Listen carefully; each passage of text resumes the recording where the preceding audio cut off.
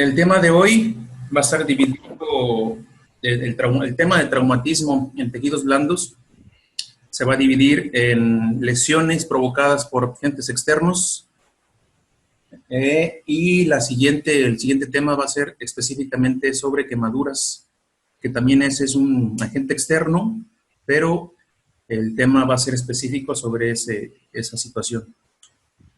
Bien, hablando un poco acerca de el tejido blando, en este caso la piel, está comprendido por situaciones que ustedes alcanzan a ver aquí en la diapositiva. Sí, sí se ve.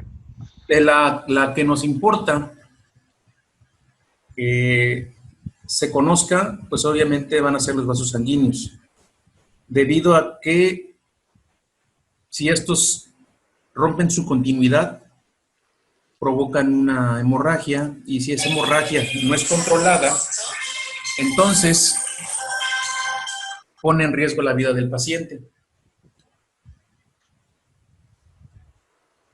Y, pues obviamente, nuestro manejo tiene que ser diferente. Si la piel, tejido adiposo, músculos y todos los demás elementos que conforman a los tejidos blandos son afectados, pues bueno, solamente no habrá riesgo vital al paciente, pero sí va a presentar un riesgo motriz o probablemente estético. La piel, lo que pudiera presentar sería estético. El tejido adiposo, pues ahí nos va a provocar solamente daños estéticos, músculos, daños motrices, conectivo, daños motrices, así como los tejidos fibrosos. Glándulas, pues daños al área o la glándula que vaya a ser afectada. Nervios, igual, motriz. Entonces, si le ponemos importancia a estos elementos de los tejidos, pues nos importan mucho los vasos sanguíneos. Por lo tanto, si se llegara a presentar una lesión directamente sobre ellos, sería el primer manejo.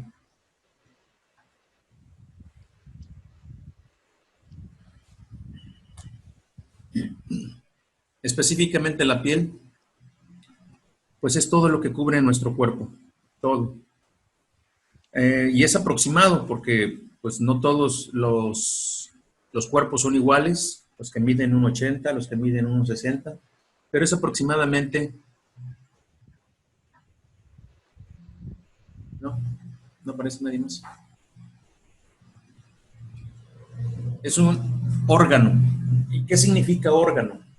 Significa que no nada más el páncreas, el hígado, los ojos, los pulmones se consideran como órganos. También la piel, porque tiene funciones. Todo aquel órgano tiene funciones. En este caso, el exterior, la piel, pues es un órgano, las cuales, las funciones son estas. La primera, protección. Es una barrera impermeable. No tan impermeable, porque sí absorbemos el líquido que se encuentra alrededor de nosotros. Protege a los tejidos y a los órganos subyacentes, o sea, a todos los que están a un lado de la piel. Todo lo que a ustedes se les ocurra, ahí está protegiendo la piel. Es una defensa contra patógenos.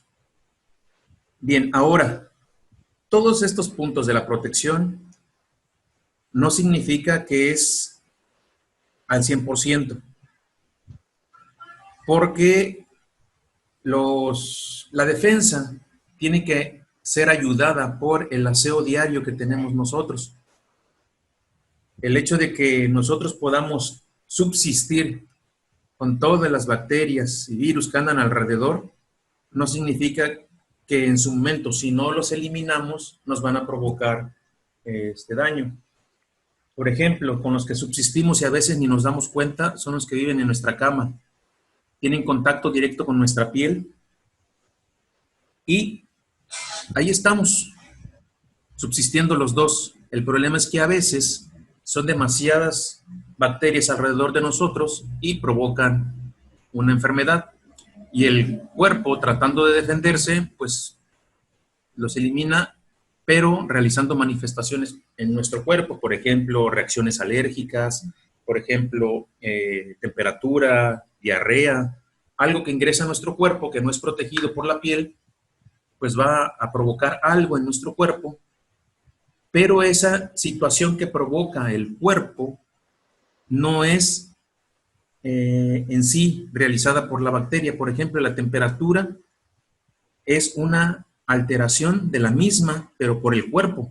El cuerpo, el organismo, los glóbulos blancos, al darse cuenta que existe una bacteria en el cuerpo, lo trata de eliminar y por lo tanto viene la elevación de la temperatura. Equilibrio hídrico, pues es cuando el cuerpo determina que tiene cierta temperatura, él trata de regularse. Sus vasos, sus poros, los abre o los cierra, depende de lo que esté ocurriendo en ese momento. Si está muy caliente el cuerpo, abre los poros para que se libere líquido y ese líquido refresque a la piel. De la forma contraria, si está muy frío, el cuerpo cierra los poros, la piel se cierra y se mantiene la temperatura, así como el líquido dentro de nuestro cuerpo y no afecta a nada más. ¿Cuándo se pierde esto? Este equilibrio hídrico, pues cuando los agentes externos sobrepasan la capacidad del organismo. Por ejemplo, mucho calor, pues provocan mucho sudor y deshidratación. Y de esta forma la piel pierde su resistencia.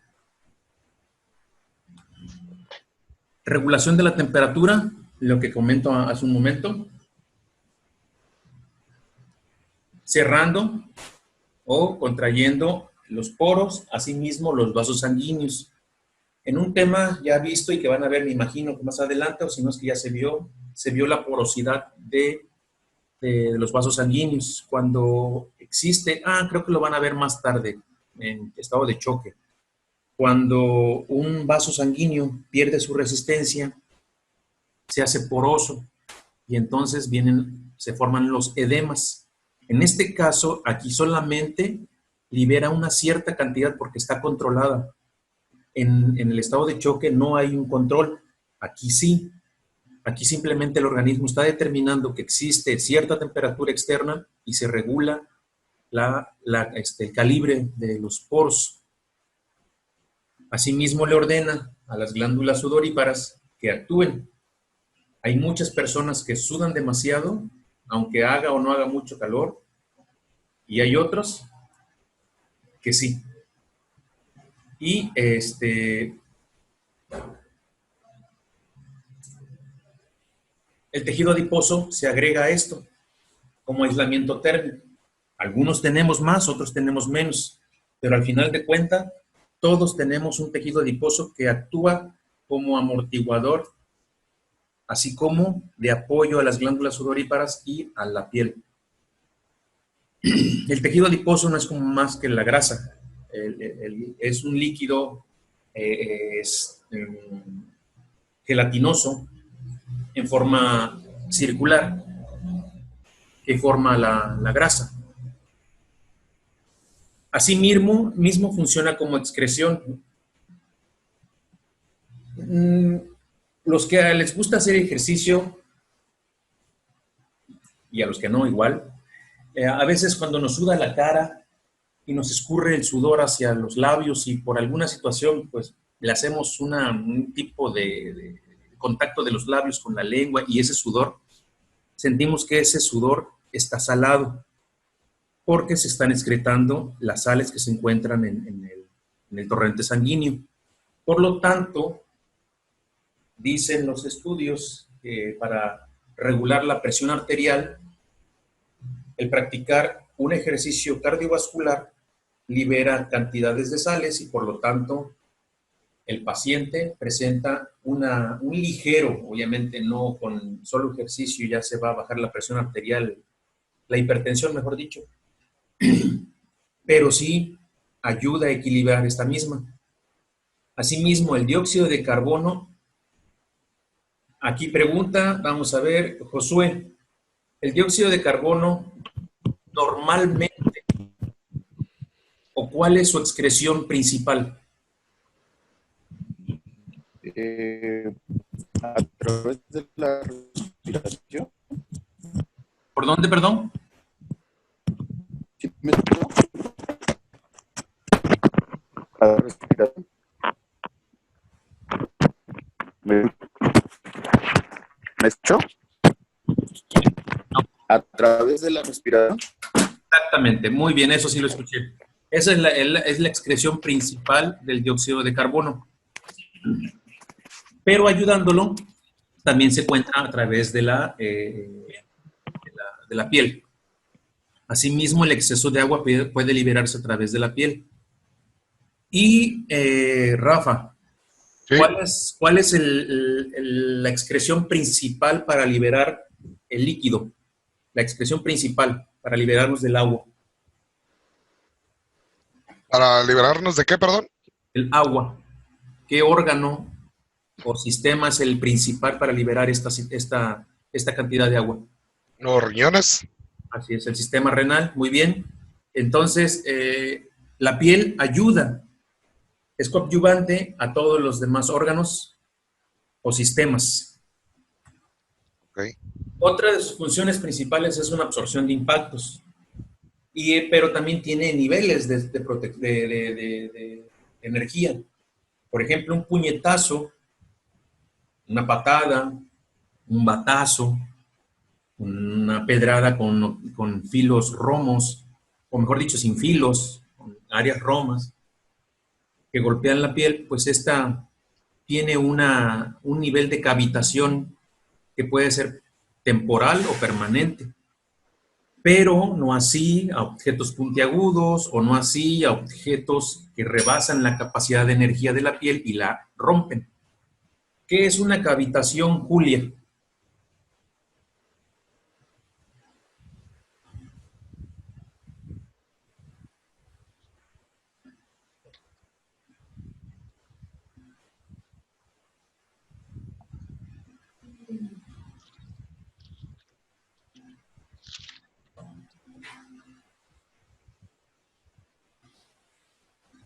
Julia. A tener en mute el micrófono. Tengo entendido que, bueno, la cavitación es bueno, poniendo ejemplo, un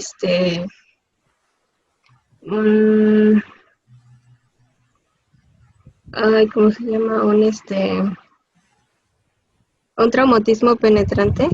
Entonces, ahí viene lo que es el daño por cavitación. O sea, que es como que al entrar al cuerpo rompe el tejido y va haciendo como, pues, una tipo expansión del mismo. Bien. Cantinfriaste, pero al final dijiste una palabra clave, expansión. Es una distensión o separación de tejido provocado por un agente externo o situación interna. En este caso, un agente externo sería el puño, golpea en el abdomen se sume y hay un desplazamiento de un tejido. Pero el puño normalmente, bueno, en las caricaturas no y en las series de televisión tampoco, y los puños atraviesan el cuerpo como en las películas, ¿no? Acá en la vida real no atraviesa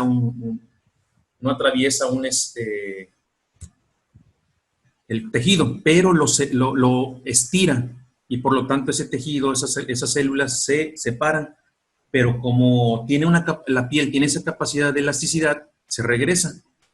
Deja lesiones, eso sí, internas y externas, pero no hay separación de tejido permanente. Contrario a que si fuera un cuchillo, una navaja, es así, separa el tejido y lo hace permanente.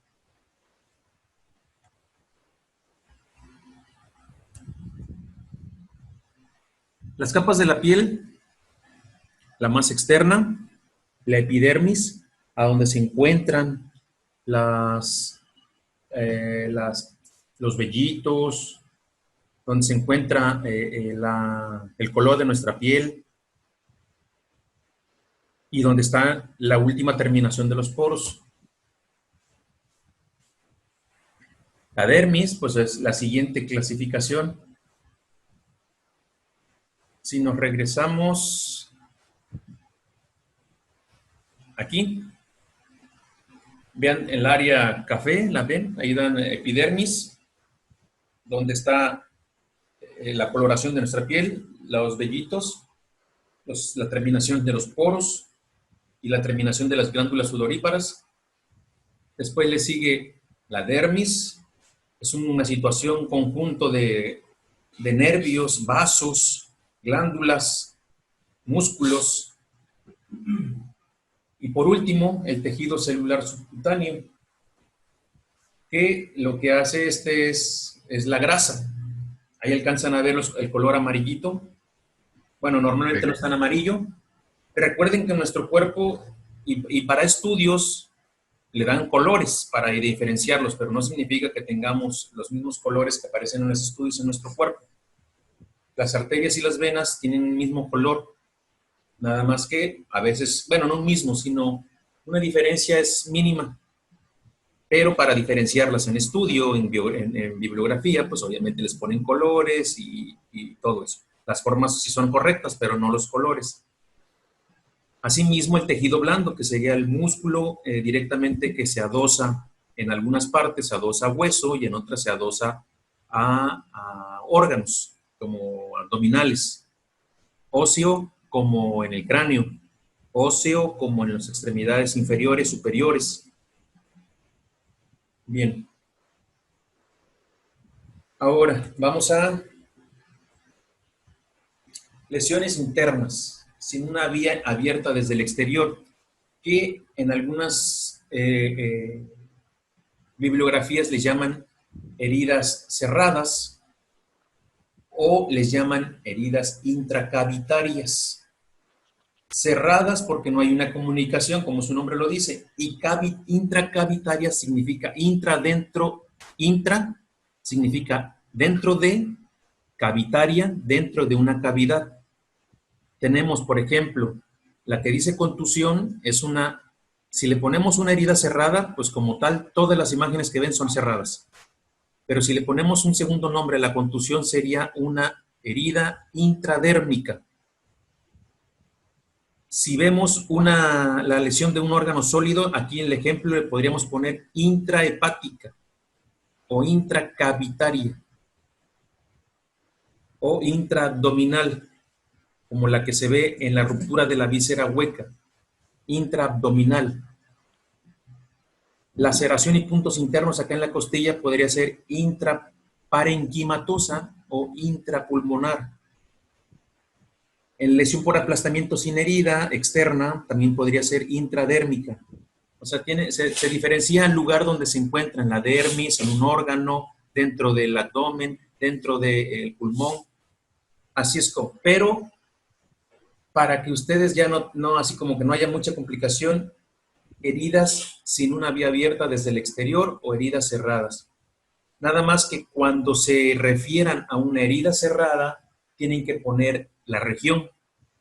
Porque, por ejemplo, si ustedes dicen, tiene una hemorragia, esa herida provocó una hemorragia interna, eso es muy general. Es como decir, yo me llamo Luis. Ajá, ¿Luis qué? Porque ahí debe haber como millones, cientos de miles aquí en Tuxpan, o miles aquí en Tuxpan, cientos de miles en Veracruz, millones en México. Bueno, ya no millones, porque también están los Joséses, los Guadalupes y los esos que son comunes. Pero para ubicar a Luis, le vamos a poner un José Luis, le vamos a poner un González y le vamos a poner un Mar. Significa que tiene un apellido tanto paterno como materno. De igual forma, esa herida que tiene en el abdomen, normalmente en abdomen no podemos decir muy bien qué es lo que presenta, pero si diferenciamos la clínica, por ejemplo, si tiene una herida contusa en el abdomen y el paciente tiene salida de orina con color hematúrico, significa que la lesión se encuentra en todo el sistema renal. Entonces sería una hemorragia intrarrenal. Si el paciente presenta un estado de choque, entonces probablemente la lesión fue en el hígado. Una herida intrahepática, aunque digas intraabdominal, específicamente localizado en el hígado. Si tiene una distensión abdominal, o sea que se infla como un globo, entonces la lesión puede ser a nivel de intestino grueso o delgado, el cual se rompió e hizo que el abdomen se inflamara. Entonces, peritonitis o una hemorragia intraintestinal o intraabdominal. Cualquiera, pero siempre y cuando se ubique la hemorragia. Si tiene una herida interna a nivel de pulmón, a nivel de corazón, entonces tiene una tamponada de cardíaco o tiene una herida intraparenquimatosa a nivel de pulmón. Bien. La primera herida o lesión que es provocada sobre la piel es la contusión. Esta no lesiona la epidermis. Pero, como les decía, si les dan un golpe con el puño, con la patada, con el pie, con un bat, con un culatazo de un arma, esa piel se expande, regresa, pero por fuera no vemos algún daño, significa que por dentro pudo haberlo ocasionado. Porque las células sí se dañaron, los vasos sanguíneos pudieron haberse dañado. Y puede provocar dos situaciones, edema o hematoma. ¿Cuál es la diferencia? Ocabet, ¿podrías diferenciar al edema y al hematoma?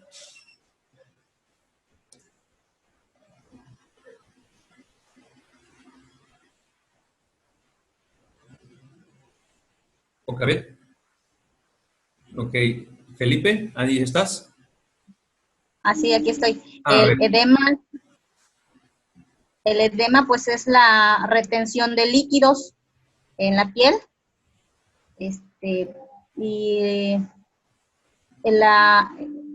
Los hematomas, pues, sería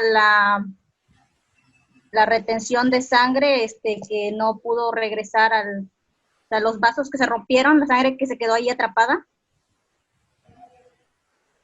Bien, nada más no es una retención. Es a ver, por ejemplo, el edema normalmente es una liberación de un líquido acuoso que se encuentra dentro de los órganos, dentro de los vasos sanguíneos. Por ejemplo, hay edemas a nivel de rodilla y esto se llama líquido sinovial.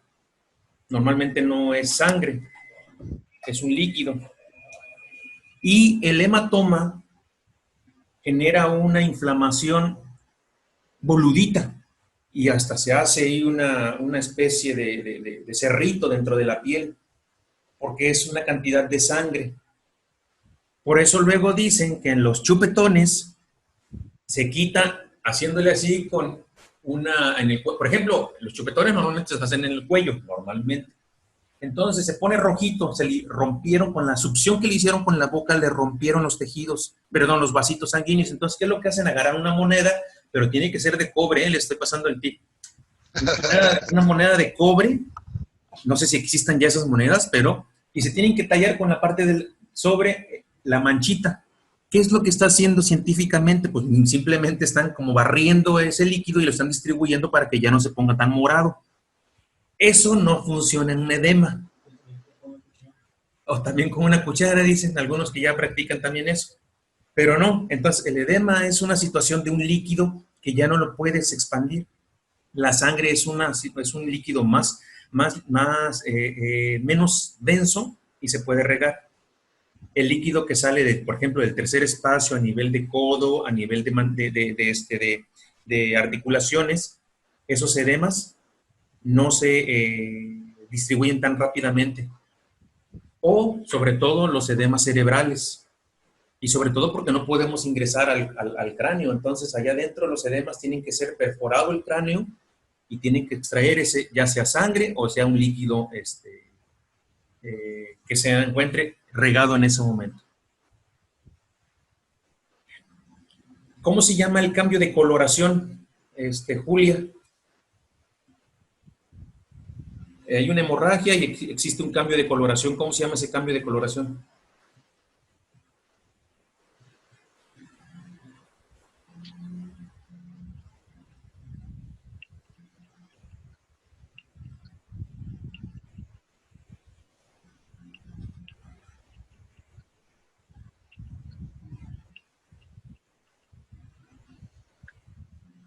Julia.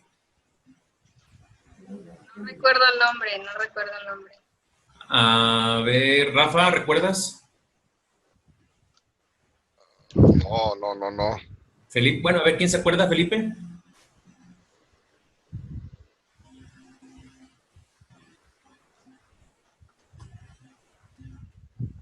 No, tampoco. Bien, ¿alguien recuerda?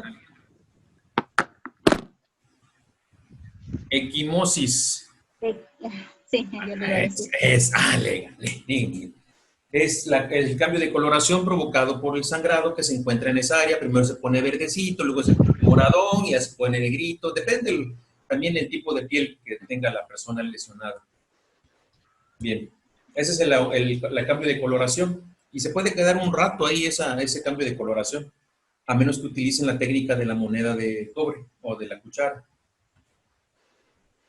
Hematoma, aumento de volumen causado por acumulación de sangre. Ya lo vimos, puede acumular hasta 1 litro de sangre, por lo tanto, este paciente puede estar en estado de choque. Va a estar en estado de choque.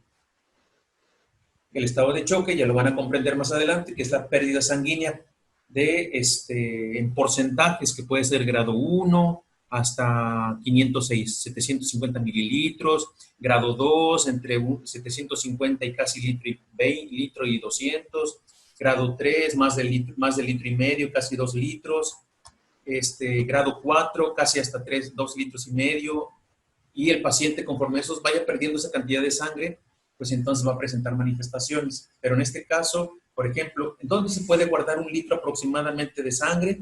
Pues en la cabeza, no creo. En el cuello, tampoco. En el pecho, sí. Y en el abdomen, obviamente, sí. A nivel de pelvis, también. Se hace un abdomen globoso. Y también puede acumularse a nivel de fémur. Pero normalmente se acumula en abdomen, en pelvis y en abdomen. Ahí se rompe el hígado, se rompe algún órgano interno y ahí se puede cortar, como porque somos panzoncitos algunos, entonces nuestra pancita es elástica y soporta la cantidad. Por ejemplo, si ahorita nos tomamos 1 litro de agua, nuestra pancita pues no se ve nada, no se ve tan panzoncina. Entonces,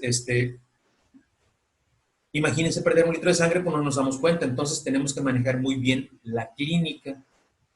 Diaforesis, vamos a checar las condiciones de la piel, temperatura, hemorragia. Si no vemos la hemorragia externa, probablemente esté interna, intraabdominal, intrahepática normalmente. Difiere de la equimosis en el sentido de que el primero implica un daño tisular. ¿Qué significa daño tisular? El hematoma, que es una elongación de tejido y esas células se llegan a dañar. Y la equimosis simplemente es que aparece sangre a un lado de esas células, no las daña, nada más está alrededor y pone el color negrito, verde o morado que se forma. La siguiente herida por aplastamiento.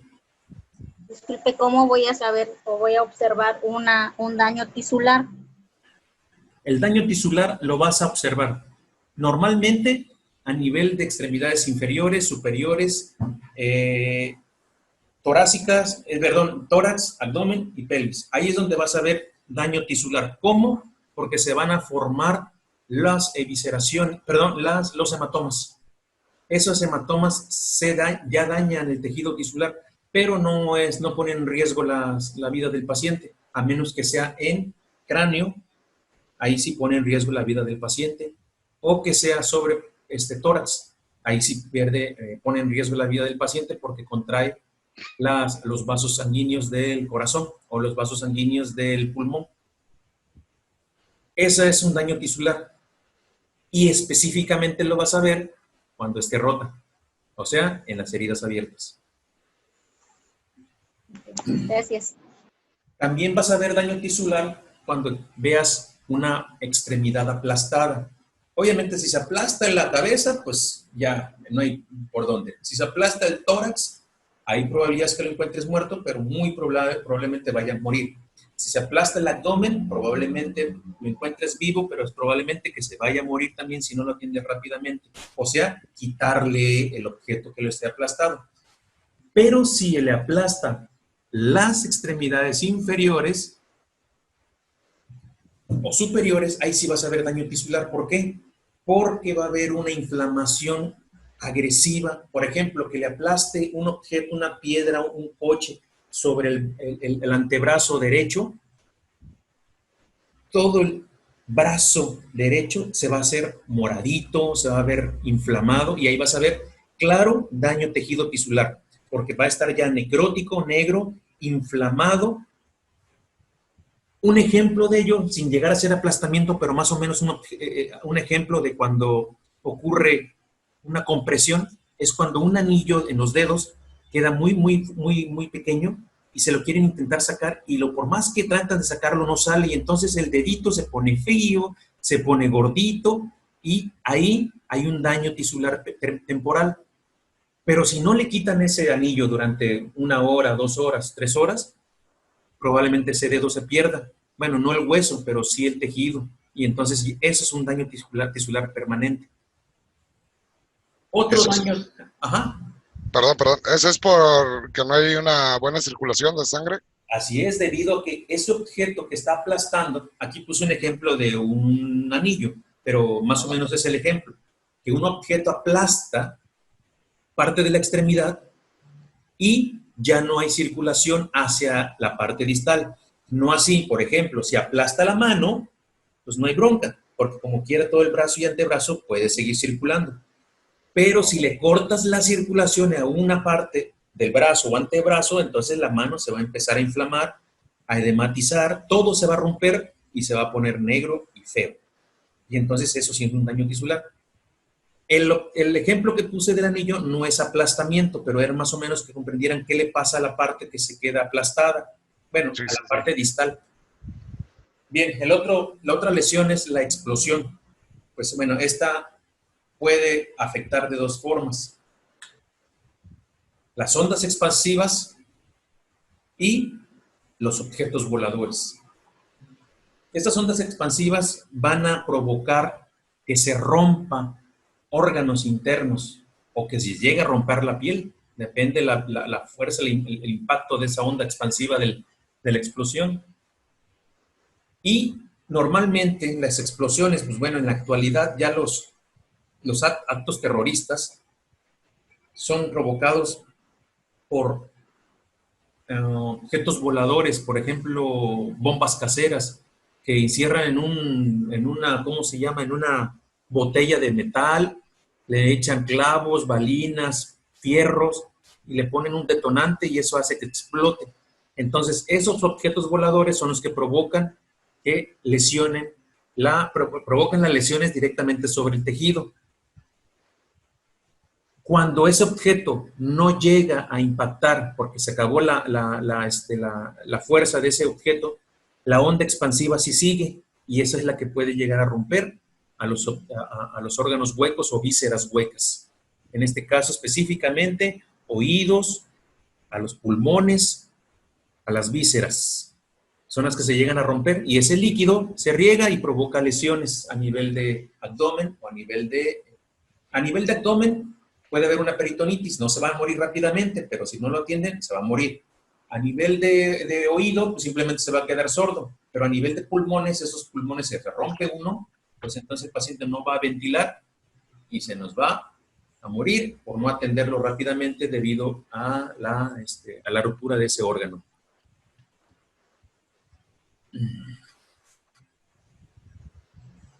Herida. Su nombre lo dice. Aquí está. Es una lesión, trauma, en la cual el tejido pierde su continuidad, como en el ejemplo que se ven ahí abajo del collarín. Ven que hay una separación de tejido en el pecho, a nivel de mi tórax izquierdo, o casi mi tórax izquierdo, empezando a nivel del manubrio del esternón. Hay una separación de tejido. Y eso es lo que difiere a una fractura. En una herida es pérdida de continuidad de cualquier tejido, excepto óseo. Porque si es pérdida de continuidad del tejido óseo, se llama fractura. Todo lo demás se llama pérdida de continuidad de cualquier tejido, eso es una herida.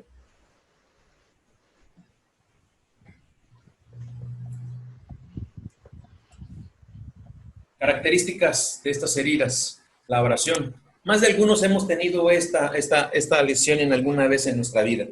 Pues que aprendimos a andar en la bicicleta, en los patines, en la patineta, corriendo. Esa lesión no provoca lesión al paciente que ponga en riesgo su vida, pero sí le va a arder, sí le puede provocar una infección, simplemente se daña la primera capa de la piel. Si se infecta, pues bueno, va a ser una infección local. ¿Qué significa infección local o cabel?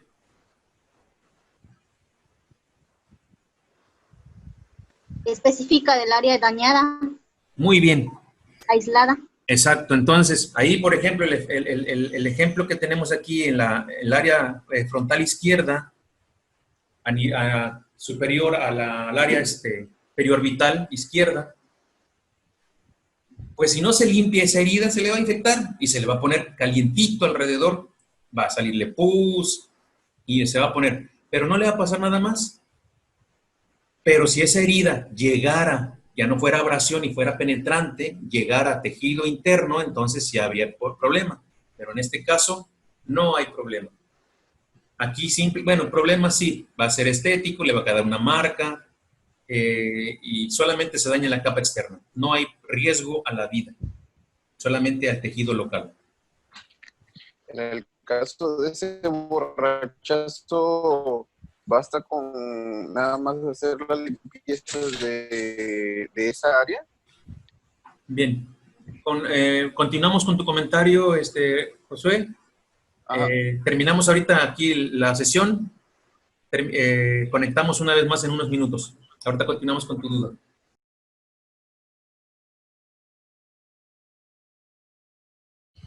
Bien, entonces, continuando con la duda sobre el manejo de la abrasión, es simple, así, agua y jabón y con una gasa. Obviamente el paciente nos va a decir que le duele demasiado, pero tenemos que quitar los restos de tierra, los restos de acerrín, el resto que tenga en la periferia y dentro de la herida. Que algunas veces, por ejemplo, cuando lo estás haciendo, estás jugando fútbol, estás dentro del mismo, el tiempo que todavía no termina el partido, o estás jugando en la calle y no te quieres ir a curar, esa herida, así como pasó, así se va a quitar, no le va a pasar nada. Pero como nosotros vamos a hacer la atención adecuada, es agua, jabón, ningún mertiolate, ningún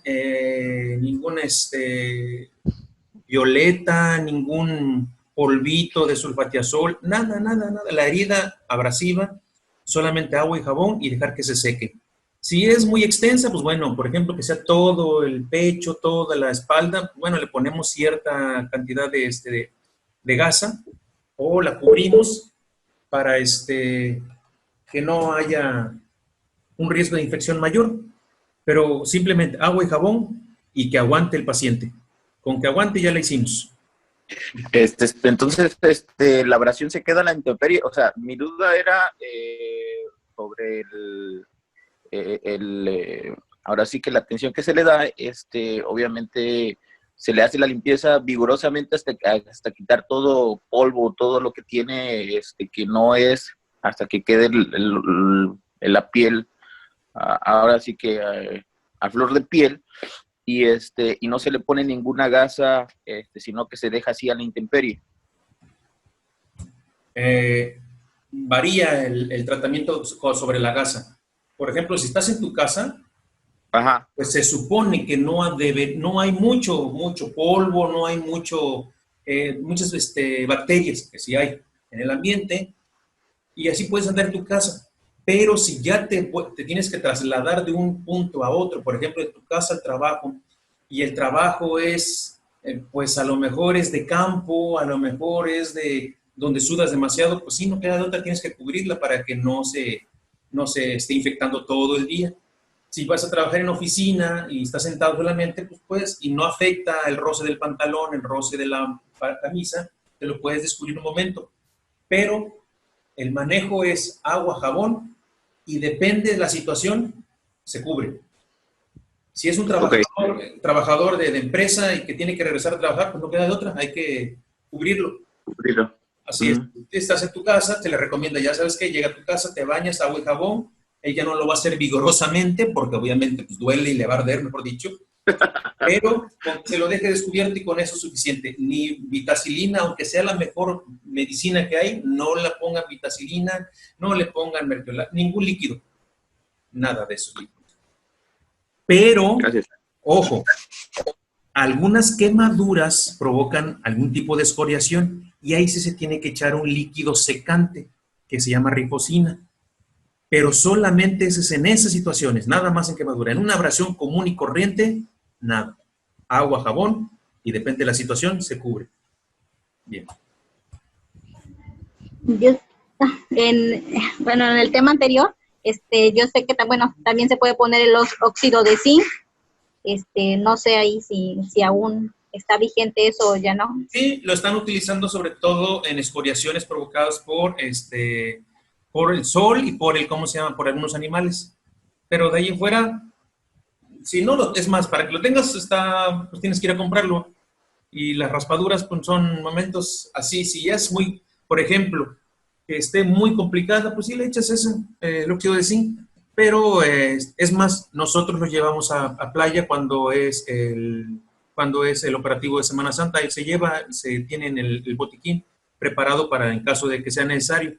Pero el médico normalmente cuando va, si no lo considera, que hemos visto, no sé, 10, 15 situaciones, lo utiliza una o dos ocasiones y la otra lo deja a secar como así a la intemperie nada más. Laceraciones. Esta ya hay una separación de tejido agresiva, no hay un contacto con órganos internos, solamente se rompe el tejido epidérmico y dérmico, puede llegar hasta ciertas áreas cutáneas, y son bordes regulares, a veces irregulares. Porque, por ejemplo, una laceración es los que alguna vez hayamos querido atravesar un cercado de púas, que nos hemos quedado atorados, cómo es que esa púa ingresa a nuestra ropa, se inserta esa punta y jala, corta de una manera regular a veces o irregular. Otra que puede ser regular, pues son los cuchillos, navajas, que se nota el corte es fino a veces, producida por objetos con bordes afilados o punzocortantes. Esa es la característica. El tratamiento, ahí sí debe de haber puntos, o en algunas ocasiones, cuando no es muy grande, le podemos poner unos ventoletes o ventoletes comerciales, o en algunas ocasiones hasta curitas. Por ejemplo, hablando de situación casera que tengamos en nuestro botiquín portátil, Pero si la laceración ya necesita, la herida necesita ya puntos, pues entonces pues será necesario que se le den puntos externos o puntos intradérmicos, depende. El manejo es lavado mecánico de la misma forma, pero aquí sí hay unión de tejido, sí tiene que haber la unión de tejido. Y a veces queda cicatriz y en otras no. Depende cómo haya sido la herida, si se cortó a nivel de longitud del músculo o a nivel transversal, porque en longitud, pues el músculo se une, pero a nivel de transversal se une, pero genera un pequeño bordecito y se quedan las cicatrices clásicas. Bien. Yo tengo una duda ahí con respecto a las laceraciones. ¿A partir de qué profundidad se decide que se necesitan puntos? ¿Cómo puedo saber que mi herida necesita puntos? Sutura. Después de la dermis, ya necesita puntos. Por ejemplo, la que ves aquí en la del pecho, atravesó, casi llegó hasta tejido celular subcutáneo y ya necesita puntos. El que se encuentra acá a nivel de periorbital, al parecer derecha, frontal derecha, aparentemente llegó a dermis y también necesitó puntos, pero aquí a consideración del médico puede utilizar solamente puntos, vendoletes, a consideración del médico aquí en el frontal derecho.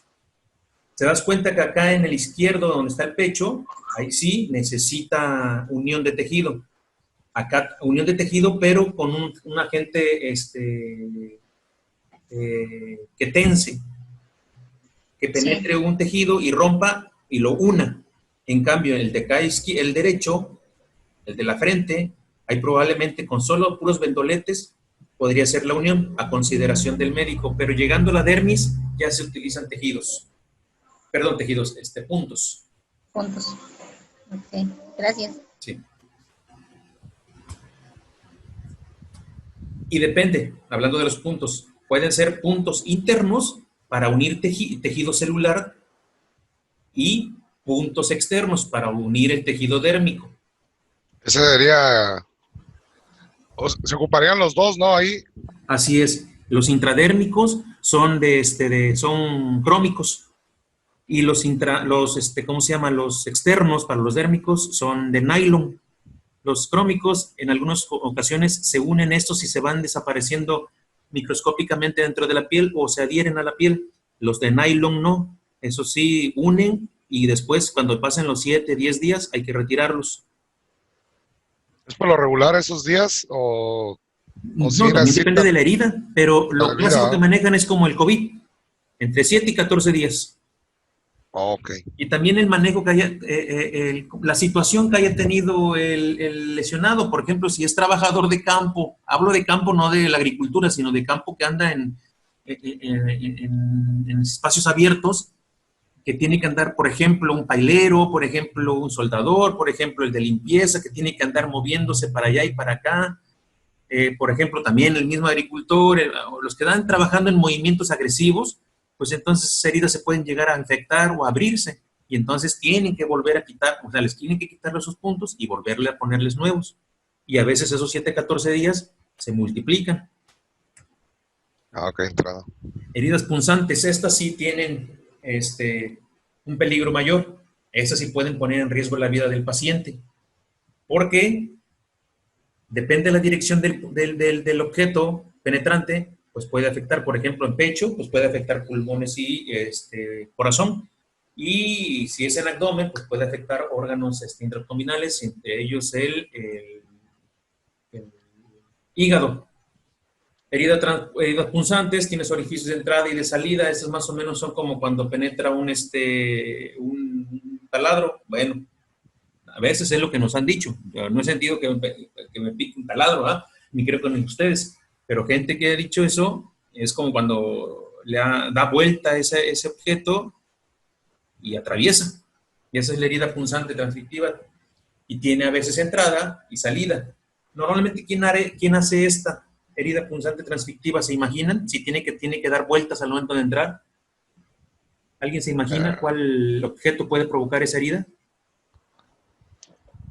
Puede ser la misma ojiva de una bala. Exactamente, estas van girando y cuando Ajá. penetran, no entran así como van lineales, sino que van girando. Y normalmente tiene un orificio de entrada y de salida. Si no tiene de salida, ahí hay pedido porque la bala anda dando el rol allá adentro y puede provocar una infección. Entonces hay que extraerla. Normalmente depende del objeto.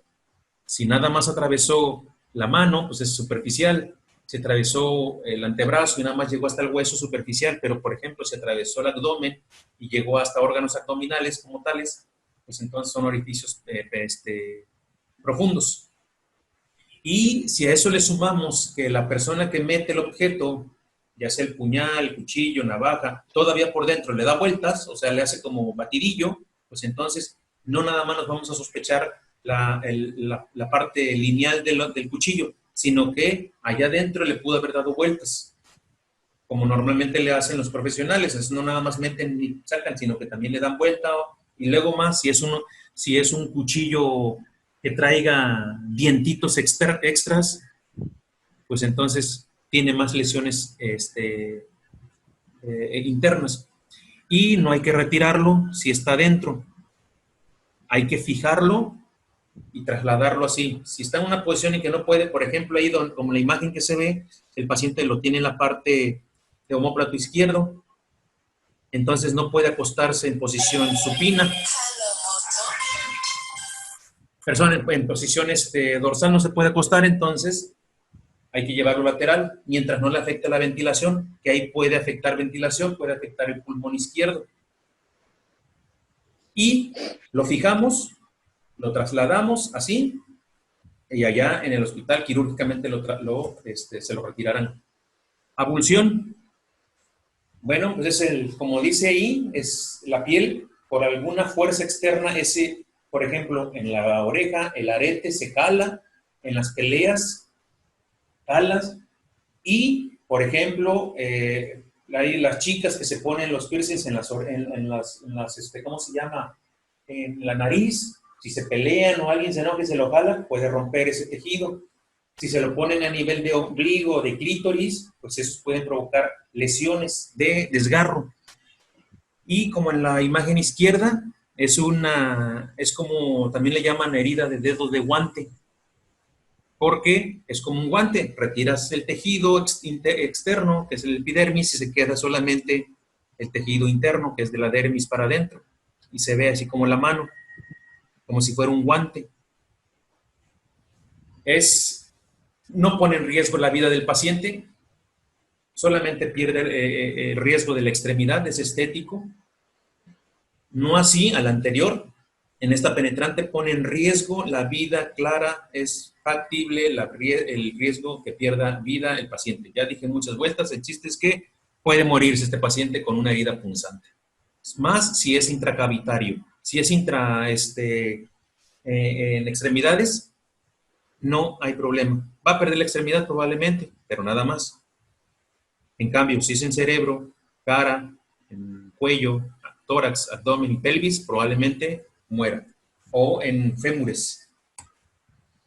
En abulsión, no. La característica es colgajos de pelo. Se jala el objeto y rompe el tejido. Nada más, no hay pérdida de vida. La tensión de esta herida, en la izquierda, pues también depende de la herida. Pero todas tienen que ver con el agua y el jabón, y en este caso, antisépticos. Por ejemplo, el más conocido que usaríamos sería isodine.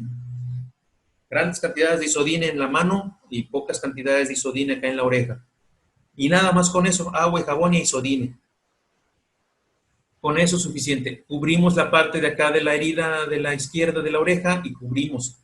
Pero la de la mano es así. En el hospital van a hacer un lavado mecánico más exhaustivo, casi a presión, para poder quitarle todas las bacterias que tenga ese tejido y poder regresarle, o ponerle alguna cubierta, algún plasma o algún tejido sintético para que pueda desarrollarse el nuevo tejido. Ahí, perdón, ahí ya no recuperaría al 100% la piel, ¿verdad? No, esa piel ya la perdió. Pero los avances actuales puede que le pongan una piel sintética, alguna piel de algún animal, como algún pez o algo así, para generarle apoyo o estímulo de crecimiento de sus propias células. No va a crecer igual, puede crecer de alguna forma más estirada. Ya no va a ser igual, pero sí va a recuperar una cubierta para que pueda proteger su extremidad. Ok. Amputación. Dos formas, permanente y temporal. La permanente es cuando el tejido todavía queda colgando. Perdón, temporal cuando queda colgando y puede recuperarse. La permanente, pues aquí ya tienen los ejemplos. Perdió las dos extremidades en la de la izquierda y acá perdió el primer, aparentemente perdió aquí el pulgar izquierdo completo o nada más perdió el primer falange. Los dedos se dividen en falanges, falange, falanquín y falanqueta, primer falange, segundo falange, tercer falange. El dedo pulgar nada más tiene dos falanges, aquí aparentemente perdió nada más el primer falange. ¿Cómo puede ser esto? Pues se ha de haber agarrado a golpes con una persona y esa persona lo mordió, o lo pudo haber mordido un animal, o se le pudo haber quedado atorado en alguna máquina mecánica. No sé, el ejemplo que puede suceder es que le voló ese dedo. Si recuperó el dedo y lo trasladaron de forma adecuada, hay probabilidades que se lo repongan, que se lo vuelvan a colocar y el implante no sea rechazado. O le hagan un implante artificial. En cambio, acá las extremidades inferiores, probablemente si el implante funciona, o le van a poner alguna prótesis, ya sea prótesis de alta tecnología, o simplemente sus propias extremidades puedan responder al implante, o no, y ya no funcionen. También hay que ver el daño tisular que tiene el lugar donde se la vaya a implantar. Por ejemplo, el de la mano se ve que todavía no tiene un daño tisular muy, muy grande. En cambio, acá las extremidades inferiores sí se nota un daño tisular tremendo.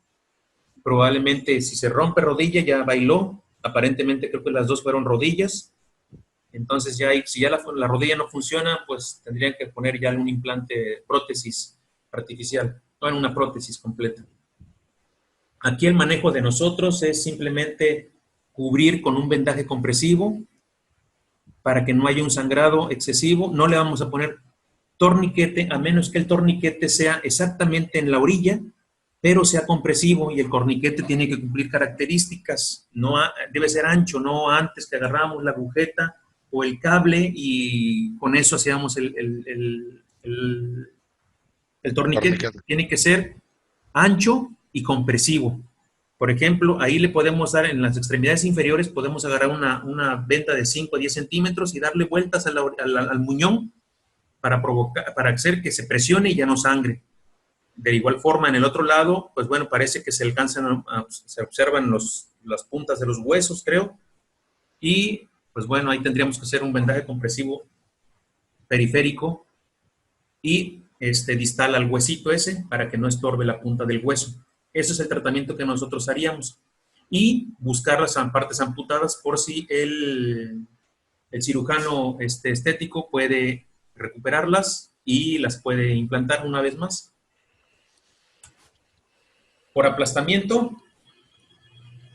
ya lo vimos hace un rato, es un objeto externo que provoca compresión en una región y por lo tanto evita que circule sangre, y esa sangre al no circular se desoxigena y por lo tanto muere ese tejido conectivo que es la sangre y muere el tejido dérmico, por lo tanto se necrosa y lo puede perder. Se entume primero, siente cosquilleos y después ya no lo siente.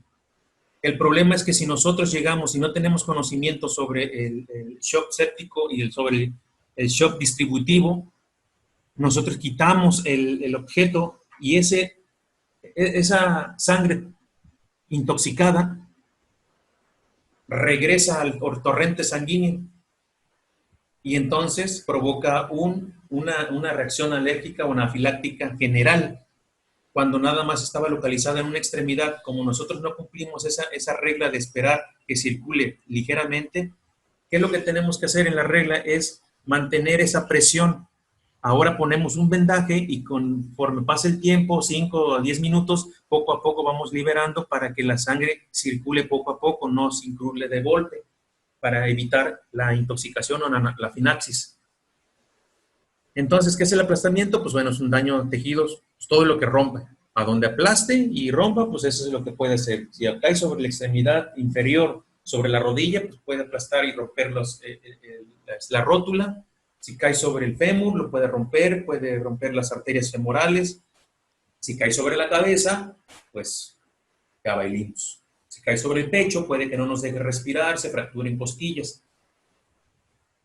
Bien, el manejo es retirar el objeto poco a poco o mantener una presión para que esa circulación regrese y retorne lentamente.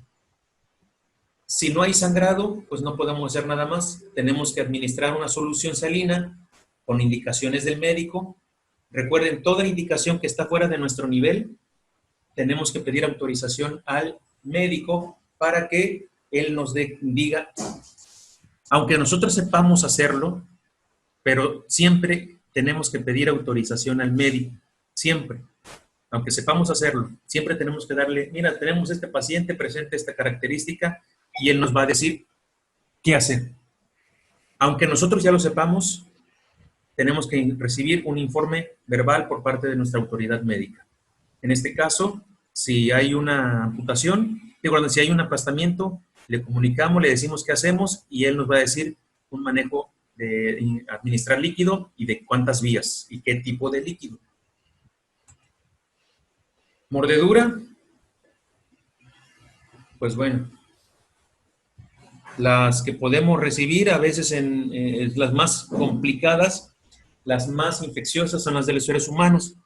Aunque crean lo contrario, los perros y los gatos siempre andan fluyendo un líquido.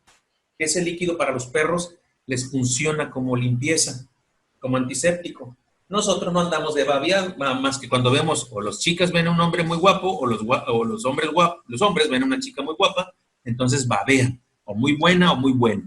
Pero mientras, no babeamos, a menos que estemos durmiendo, aunque eso es un mal que tienen que preguntarle a algún médico para que no babeen en la noche. Los animales sí, entonces ellos se limpian, nosotros no, y luego más si no nos lavamos las 3 veces al día.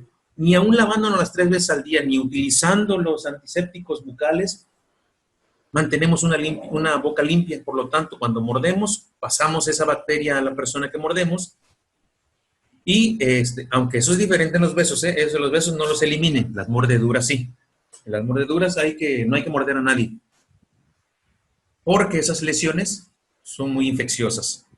Pero si nos muerde un animal, también hay que ver qué tipo de animal, porque hay que cuidarnos. La rabia, animales salvajes, animales ponzoñosos, rastreros, y más ahorita, por ejemplo, que creo que se descubrió que en Estados Unidos, en una frontera con nosotros, ya encontraron que unos animalitos mordieron a otras personas, creo que traen la peste bubónica, y algo está pasando. Entonces, también igual no hay que tener mucho cuidado con los animalitos que nos muerdan.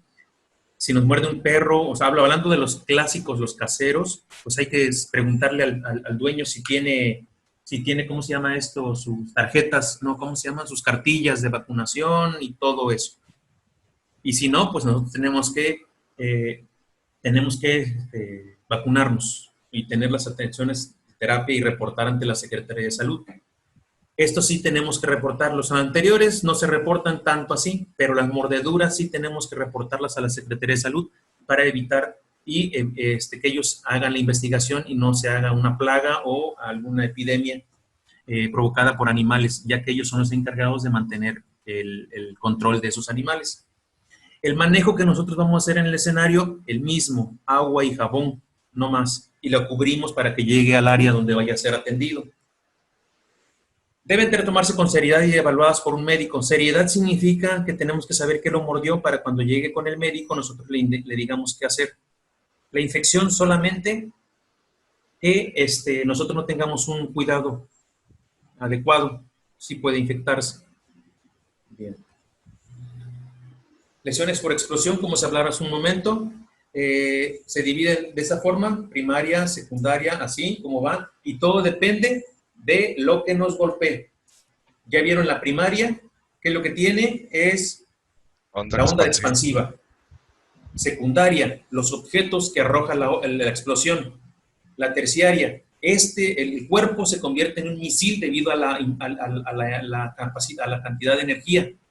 Y lesión cuaternaria, los objetos, las sustancias que ésta libera. Entonces ahí están divididas primaria, secundaria, terciaria y cuaternaria. Onda de expansión, objetos voladores, el cuerpo se convierte en un misil y los restos o residuos que provoca esa lesión, esa explosión. Porque, por ejemplo, ya las explosiones en la actualidad también ya tienen que ver con las guerras sucias. Ya utilizan tóxicos y medicamentos, sí, sobre todo tóxicos para provocar daño a los pobladores, y ya específicamente estamos hablando de terrorismo. El manejo en cada una de ellas es mantener A, el B y la C. Y en la segunda, limpieza de las áreas afectadas. Y en la tercera, si lesionó columna, mantenerlo en una camilla rígida. Y en la cuaternaria, oxigenación al 100% y cuidado de nosotros.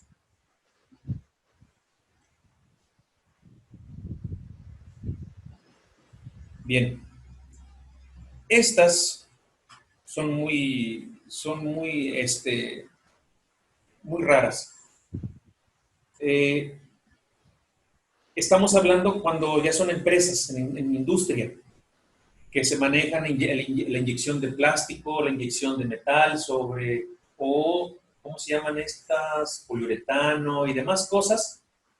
Pues obviamente al ingresar a nuestro cuerpo son tóxicos al 200%, y hay probabilidades de que donde se inyecte se pierda, porque ese tóxico va a hacer que el tejido tisular se pierda. El daño real, si es poco lo que se inyectó, pues bueno, puede que no sea visible, pero su reacción anafiláctica sí se va a notar. ¿Qué vamos a hacer? Como en todos los pacientes, en todos los accidentes que vamos a manejar, tenemos que verificar su vía aérea. A veces no es necesario verificar la vía aérea. Si el paciente nos está hablando, pues ya no va a ser necesario verificar la vía aérea. Tampoco vamos a evitar la broncoaspiración. El problema es que el paciente esté inconsciente. Ahí sí tenemos que verificar vía aérea y evitar broncoaspiración. O sea, él mismo trague su líquido, sangre, vómito. Pero si el paciente está hablando con nosotros, pues no checamos esa. Pero si nos vamos a la oxigenación, vamos a determinar la calidad y la respiración, la frecuencia y la calidad de la respiración. Ahí sí lo tenemos que checar, y con todos los pasos que tenemos que hacer en la B. Y en la C, pues obviamente si una de las heridas provocó una hemorragia, pues la controlamos para prevenir el estado de choque. Cuidado, pues es decirle, tranquilo, no se preocupe, vamos a ver qué es lo que ya la ABC la vamos a hacer rapidísimo, porque si a lo mejor la herida nada más es a nivel de mano, ya no es necesario hacer toda una valoración completa, pero sí lo tenemos que hacer, pero a veces la puede hacer alguien más. Una limpieza sobre la herida, si tiene una hemorragia la controlamos, y si es necesario el paciente que esté acostado, pues lo acostamos, si no, pues no, que se vaya como se sienta más cómodo.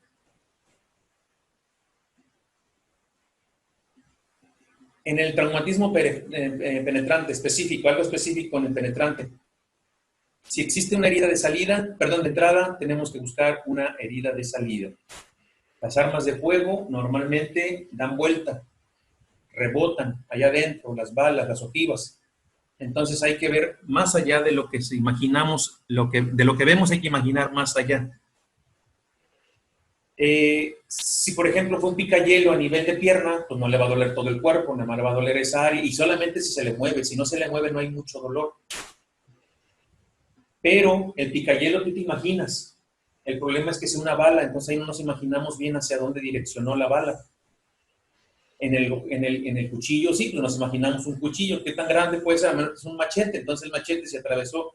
Está la entrada larga, y la salida larga significa que le atravesaron el cuerpo. Tranquilizar al paciente, bueno, eso nada más hablando con él. No es necesario decirle a las personas que dicen, quítense porque les van a quitar el oxígeno. Eso no es cierto. Eso, nada más porque no se arremolinen para que no nos provoquen movimientos agresivos a nosotros. Necesitamos buscar las heridas de entrada y de la salida para imaginar a dónde viajó esa bala. El protocolo local, en impactos de bala, el protocolo local significa atenderlo rápidamente y subirlo. La valoración la vamos a hacer arriba porque hay riesgo a nuestra seguridad cuando es por bala y por cuchillos. No pueden que estén cerca los maleantes. Entonces, lo que tenemos que hacer es atenderlo rápidamente en el ABC, 10 minutos en el escenario y vámonos arriba, hacemos una valoración más exhaustiva. En caso de que el paciente necesite ventilación, pues lo ventilamos, que es una necesidad de administrar apoyo vital. Empalamiento, ahí los alcanzan a ver, tiene una herida penetrante en tórax y en el área de la mandíbula derecha, ahí tratamos de hacerle circular un objeto, como por ejemplo aquí, vean cómo está el objeto fijado. Pueden hacer una ruedita de venda o le pueden dar muchas vueltas o poner gasas para que el objeto no se mueva. O, por ejemplo, aquí miren, el del ojo, le ponen algo alrededor y empiezan a fijar y le ponen ese vasito. Ese vasito ya saben para qué es, me imagino que ya deben de saberlo. ¿Para qué? ¿Alguien puede decirme? ¿Para qué es ese vasito? Para que no tenga movimiento o un golpeteo al objeto enterrado. No le seguimos más. Muy bien. Herida por punción, objeto empalado en el ojo. Hay que evitar que no se le mueva más para que no se le dañe más el ojo. Lo que les decía hace un rato, tratar de recuperar las extremidades, las recubrimos con trapito y las ponemos con hielo para que no tenga contacto directo con el hielo y no se necrose y se muera. Entonces ya no va a servir. Entonces lo envolvemos en una telita estéril y le ponemos hielito. Y lo llevamos en una bolsa o en un termo. Termo no tenemos, pero bolsita de hielo, con hielito sí. Nos paramos en un Oxxo y compramos el hielito. O en alguna tiendita. Lesiones genitales por violación, por tortura, normalmente es por tortura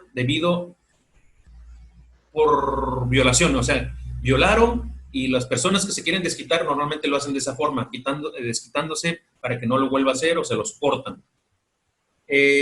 No muere el paciente, pero obviamente va a quedar impotente en esa situación y esa es una anotación bien importante. El pene solamente va a ser en hombres. Es más común en varones que en mujeres. Así que, ojo. ¿Sí? Entonces, ¿qué manejo